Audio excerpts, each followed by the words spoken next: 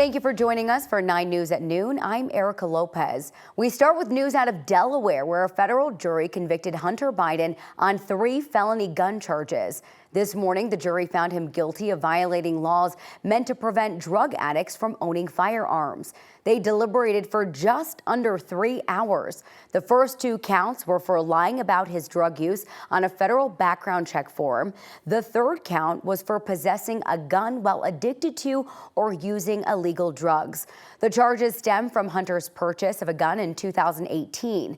This marks the first time a president's immediate family member has been found guilty of a crime during their father's term in office. Hunter Biden could face up to 25 years in prison. In an interview last week, President Joe Biden said he would not pardon his son if he was found guilty. And new this noon, shellfish sold here in our state and in other states could contain paralytic shellfish toxins made by algae. This is according to the FDA. The shellfish was sold to both restaurants and food retailers. Paralytic shellfish poisoning can cause gastrointestinal distress, neurological symptoms, and a sensation of floating or disassociation.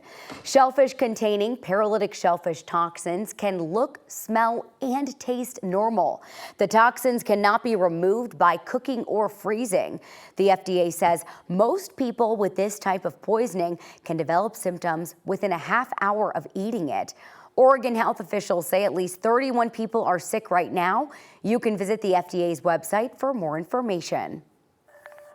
And right now we want to take a live look out over the high country, I-70 near the Eisenhower-Johnson Tunnel and Loveland ski area where there's still a little bit of snow. It's not fully melted, but we're seeing some blue sky out there. And we want to switch things over to a live look across Denver where we are just seeing all blue sky over the city. We have meteorologist Keely Chalmers with us this noon to talk about the forecast. It's going to be a teensy bit cooler today before the next couple days are super hot. Yeah, we're talking mid-80s though. It's still going to be quite warm out there today. Right, but not 90s or near record-breaking temperatures as we head into tomorrow and Thursday. We do have a chance for some thunderstorm activity this afternoon, but that's mainly south of the metro area and east of the metro area. We are looking mostly sunny right now, 77 degrees. We do have an air quality alert to talk about high ozone levels, so higher pollution out there.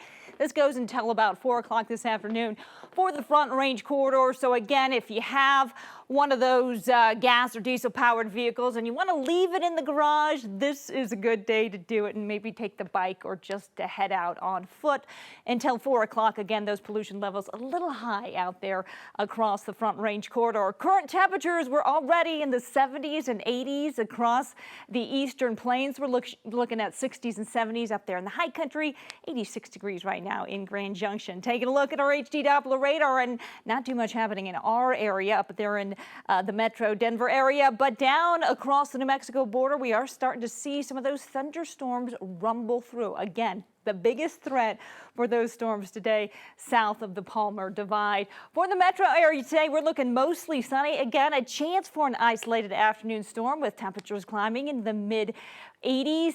Again, the threat for severe weather south of the metro area, again, south of Colorado Springs along the I-25 corridor. As for tonight, we're looking mostly clear, possibly an early storm, 60 degrees, and then things change tomorrow. It is going to be hot and dry with near record-breaking heat. We'll talk about that, plus a cool down and another round of storms in our extended forecast. More on that coming up in your full forecast in just a bit. Keely, thank you.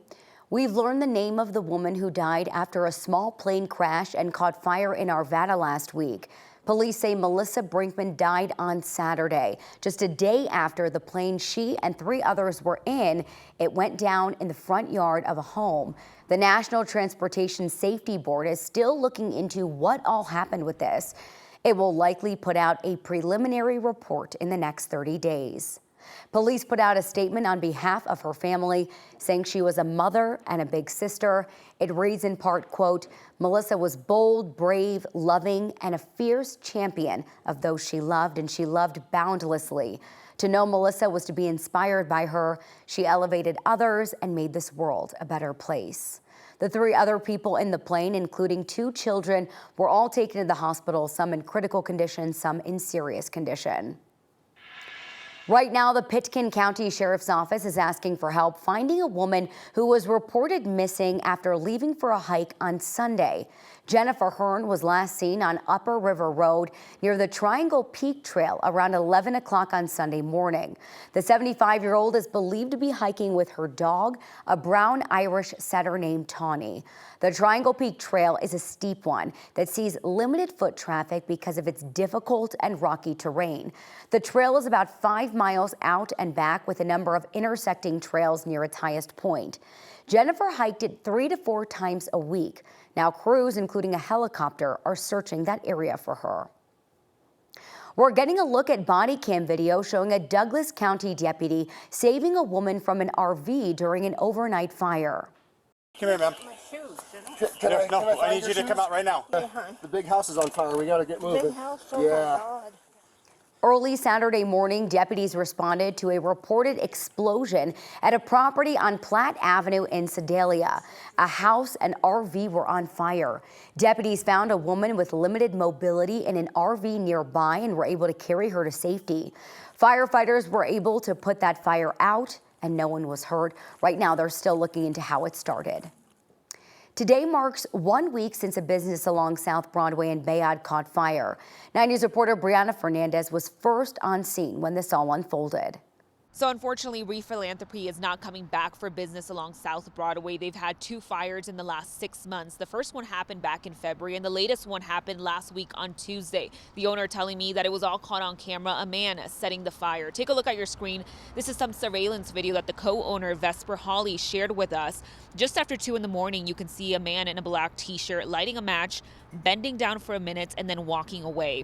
When Denver Fire got there, they found smoke and fire coming from the first floor of the building. The aftermath shows broken glass inside the business, items destroyed from the fire, water, and smoke damage. So back in February, Hawley went through something very similar. Another fire was set at the store's front door. Hawley says that this area is a hotbed for the unhoused, drug use, and vandalism.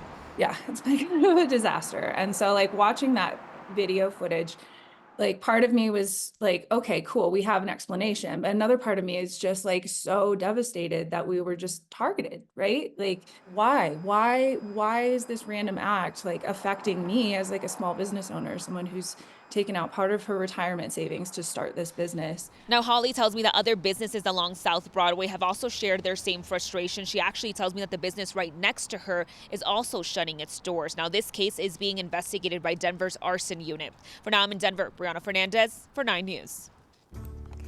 Our 9 Cares Colorado Shares Drive runs through this Sunday. We actually extended it to give some extra time to raise money to fight hunger here in our state.